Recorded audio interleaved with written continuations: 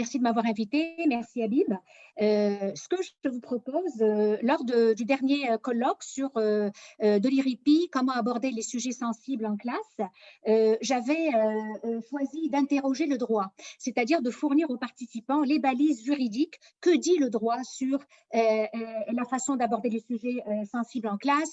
J'avais un petit peu clarifié les concepts, le discours haineux, la discrimination directe, indirecte, systémique, la différence entre les faits et l'intention discriminatoire et quelques zones grises également. Aujourd'hui, j'ai choisi d'interroger les discours, le discours qui se tient sur la liberté académique, un discours qui oppose non pas des camps adverses, mais plutôt des courants, deux courants légitimes qui se prononcent sur cette question de la liberté académique, ses limites et ses contours. J'avais la dernière fois choisi d'illustrer mes propos avec deux situations distinctes, l'affaire lieutenant Duval et l'affaire Attaran, sachant par ailleurs qu'Attaran se prononçait sur les réseaux sociaux et pas dans le cadre de ses fonctions et dans le cadre de ses cours. Mais rapidement, la question qui se pose, parce qu'il y a probablement des gens qui se posent la question de la pertinence même du thème d'aujourd'hui. Pourquoi est-ce qu'on parle de liberté académique? Est-ce que la liberté académique est menacée? Ou est-ce que c'est un épiphénomène et qu'on est en train d'alimenter finalement une panique ou le sensationnalisme médiatique ou autre? Dans le fond, je pars du constat du scientifique en chef, Rémi Quirion, qui, dans son dernier rapport, a indiqué qu'on assistait à un accroissement de la rectitude politique. Alors, donc, on assiste à un accroissement de la rectitude politique, influençant les discours publics et les débats de société en imposant des formes de censure. Ces phénomènes atteignent les universités, dont ils commencent même à perturber la fonction capitale d'espace de libre débat. Donc, c'est ce que dit le scientifique en chef. Lui parle de censure. Pour ma part, je dirais que pour l'instant, il n'y a pas lieu de parler de censure dans les cégeps et les universités, mais plutôt d'autocensure. Les situations qui nous sont rapportées n'indiquent nullement que des administrateurs, des recteurs, des directeurs de cégep ou des directrices de cégep envoient des consignes au personnel enseignant, les invitant ou les incitant à la censure. On a plutôt des faits d'autocensure qui nous sont rapportés. Je ne reviendrai pas sur les cas qui ont été rapportés dans les journaux, donc des profs à l'UQAM, à McGill, à l'Université Laval, qui évitent d'aborder certaines questions, donc pour ne pas être, entre guillemets, cancellés, bannis, annulés. Mais je vais plutôt rappeler deux situations où justement deux professeurs ont fait face à des injonctions paradoxales, c'est-à-dire on leur a demandé en même temps d'être et de ne pas être. Un professeur d'histoire de l'Université d'Ottawa qui a décidé, dans la foulée de l'affaire Duval, de ne pas aborder dans son cours d'histoire un épisode dans lequel on abordait la question des homosexuels qui étaient conduits au bûcher. Il a décidé de ne pas en parler parce que, en se basant sur l'affaire lieutenant Duval, il a craint de raviver des souffrances transgénérationnelles chez ses étudiants homosexuels. Et il a eu une plainte pour homophobie parce qu'il il a évité de parler d'homosexualité. Une professeure en administration publique, toujours dans le sillage de l'affaire lieutenant Duval à l'Université d'Ottawa, Jade Boivin, qui a indiqué, je la cite, comme professeur à temps partiel, je ne suis pas prête à sacrifier ma carrière pour parler de colonialisme à mes étudiants. Son cours porte sur la gestion du fait minoritaire dans un programme en administration publique. Alors, vous voyez l'injonction paradoxale. D'un côté, il faut décoloniser les plans de cours et décoloniser les savoirs. Donc, il faut parler de colonialisme, mais en même temps, par autocensure, une professeure décide de ne pas en parler. Et l'argument qu'elle invoque est inquiétant. L'une des représentantes syndicales le disait tout à l'heure, c'est que c'est en tant que professeure à temps partiel qu'elle refuse d'en parler, parce qu'elle ne veut pas mettre sa carrière en péril. Donc, toute la rhétorique de l'université qui reproduit les rapports de domination et qui est tout à fait juste et vrai, dans ce cas-là, on se trompe de messager, puisque donc, le privilège de pouvoir prendre le risque, c'est un privilège qui est réservé aux profs titulaires, donc aux dominants. Alors, voyez comment ça peut, le mieux peut parfois être l'ennemi du bien. Mais je tiens absolument à apporter une nuance, parce que dans tout ce débat, on entend souvent que les woke gagnent toujours. Mais ce n'est pas toujours le cas. Donc, je rappelle l'affaire du cégep de Chicoutimi. C'est une affaire récente. C'est important. Ce n'est pas une affaire qui a eu lieu il y a 20 ou 15 ans, à l'époque où toutes ces sensibilités actuelles n'étaient pas visibles. Mais en 2021, un arbitre a annulé le congédiement et a imposé une sanction de 15 mois à un professeur de philosophie qui a tenu des propos dégradants envers les autochtones et les personnes aux prises avec un TDAH. Donc, il a quand même été sanctionné. Ces propos ont été jugés dégradants, mais on a quand même invoqué l'argument. Donc, l'arbitre a indiqué que le congédiement était disproportionné et qu'une sanction de 15 mois était proportionnelle. Là, bon, je vous laisse en juger, est-ce que c'est juste ou injuste? Les propos ont été tenus dans un cours dont l'objectif était de développer le sens critique des étudiants, de faire un essai et de se situer par rapport à deux positions contraires. Donc, c'est quand même important de rappeler que ce n'est pas toujours la dictature des woke, entre guillemets, mais que ça peut être aussi que les arbitres tranchent aussi en faveur d'un professeur, même quand on a l'impression, comme ça à première vue, qu'il a quand même outrepassé, puisqu'il a tenu des propos extrêmement dégradants envers les personnes autochtones et les personnes qui souffrent de TDAH.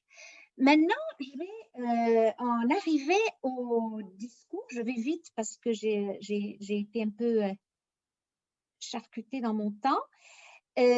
Donc, quand on aborde cette question de la liberté d'expression, donc le débat public sur cette question de la liberté d'expression au sens large et la liberté académique, je vous ai fait un petit tableau avec les arguments et les contre-arguments. Des deux courants qui s'expriment en tout cas sur cette question-là. Dans la colonne de droite, j'ai les personnes qui sont favorables à une restriction de la liberté académique et même plus largement de la liberté d'expression. Et dans la colonne de gauche plutôt, dans la colonne de gauche et dans la colonne de droite, les contre-arguments. Donc, le premier argument qui est invoqué, c'est que tout ce débat sur la liberté d'expression est un faux problème, que c'est le baroud d'honneur des dominants qui s'accrochent à leurs privilèges. Ce à quoi répondent les tenants plutôt d'une articulation des deux libertés plutôt que ou des deux droits, le droit à la dignité et à l'égalité d'une part et la liberté d'expression d'autre part, et plus spécifiquement la liberté académique en contexte d'enseignement supérieur. La liberté d'expression n'est pas un privilège, c'est un droit.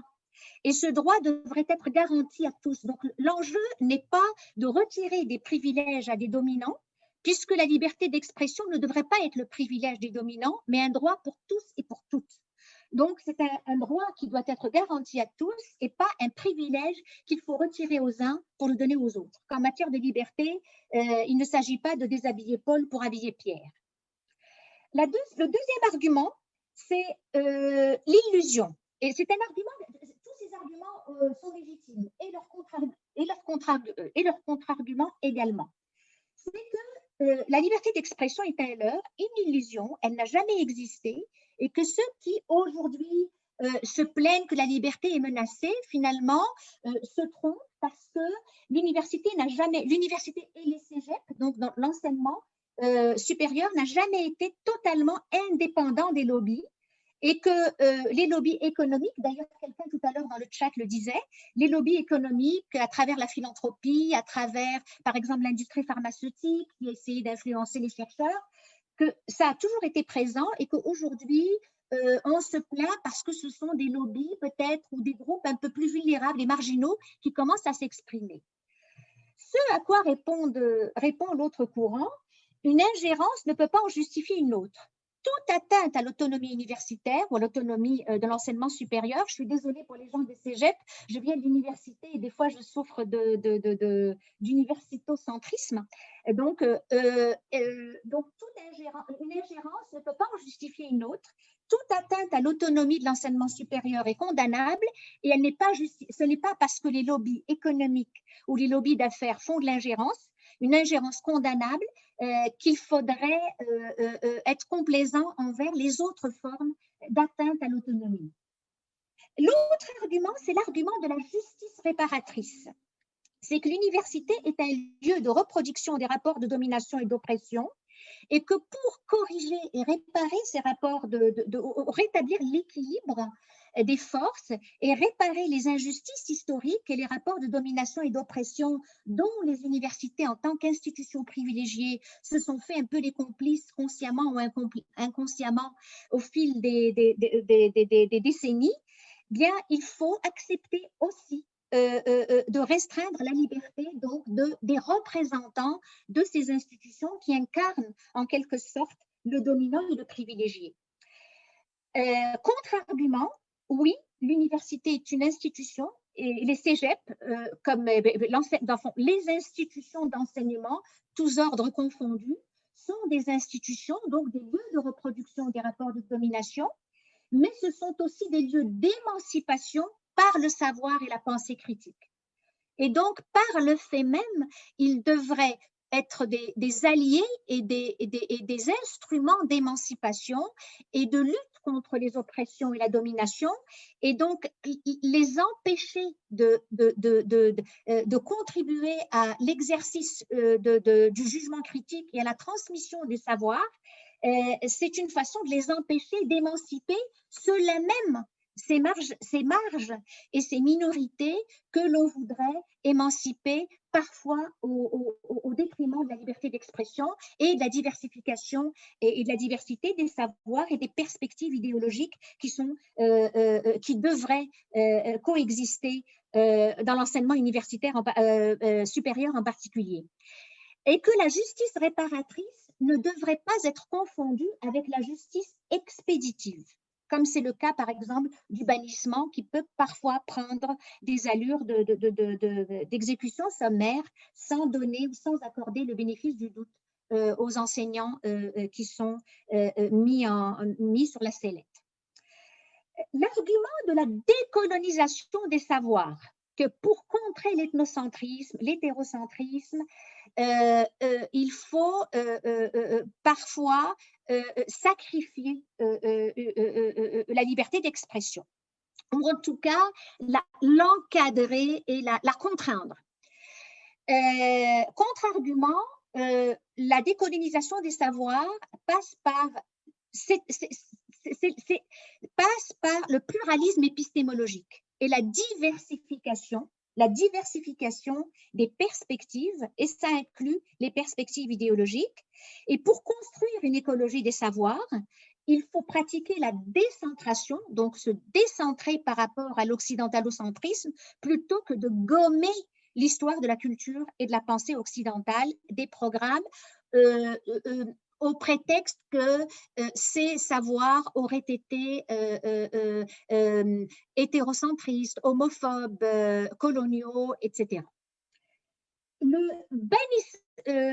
L'argument, le bannissement est une manifestation de la liberté d'expression, d'un savoir contestataire. Donc, quand on reproche à ceux qui pratiquent je ne dis pas la culture du bannissement, j'aime pas le mot culture parce que des fois, ça exagère un phénomène, je dirais plutôt la pratique du bannissement. La pratique du bannissement serait donc une manifestation de la liberté d'expression, et c'est en soi un savoir contestataire, et qu'on n'a pas à le bannir des universités, puisque ceux qui bannissent conteste, et l'enseignement supérieur doit laisser un espace pour cette forme d'expression tout simplement. Contre-argument, l'exclusion au nom de l'inclusion ne peut pas être considérée comme une manifestation de liberté d'expression, puisque c'est plutôt une manifestation de censure et d'intimidation.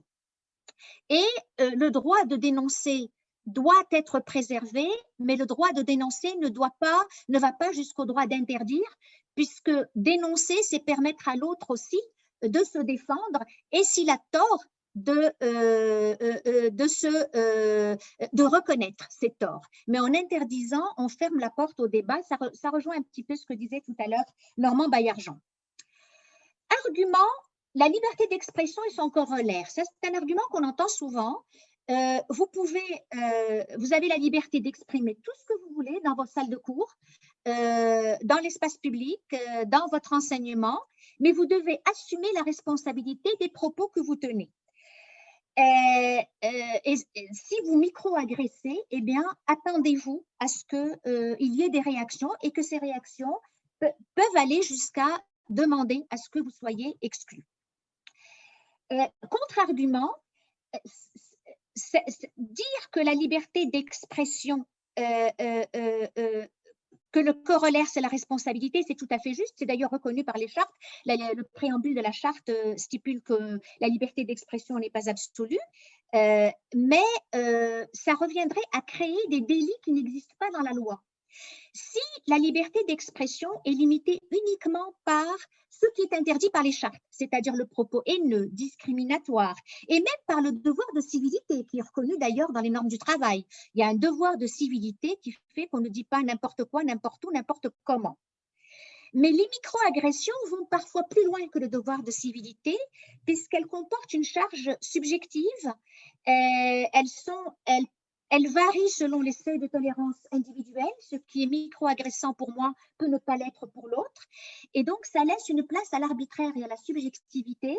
Et ça devient une injonction paradoxale. C'est comme si on disait au prof, vous pouvez dire ce que vous voulez, mais même si ce que vous dites n'est pas interdit par les chartes et les lois, parce qu'il ne tombe pas sous le coup du discours haineux ou discriminatoire, s'il est considéré comme une micro-agression, eh bien, vous pouvez être quand même pénalisé. Et donc, c'est comme si on créait le délit de maladresse et le délit d'opinion impopulaire. D'accord ? Ça peut être le délit de blasphème, ça peut être le délit juste d'opinion, ça peut être le délit de mentionner un auteur qui est considéré comme porteur ou diffuseur d'idées détestables, mais néanmoins légales. Autre argument, restreindre la liberté pour inclure la diversité. Ça aussi, c'est un discours qu'on entend souvent, c'est qu'au nom de l'impératif de l'inclusion et de la diversité, il faudrait restreindre la liberté.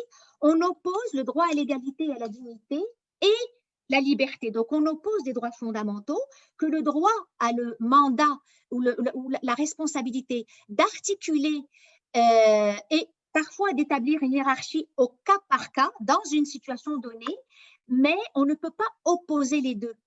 Comme si la liberté devait s'effacer en tout temps devant la dignité et l'égalité, ou l'inverse, que le droit à l'égalité et à la dignité devait s'effacer devant l'absolu de la liberté d'expression.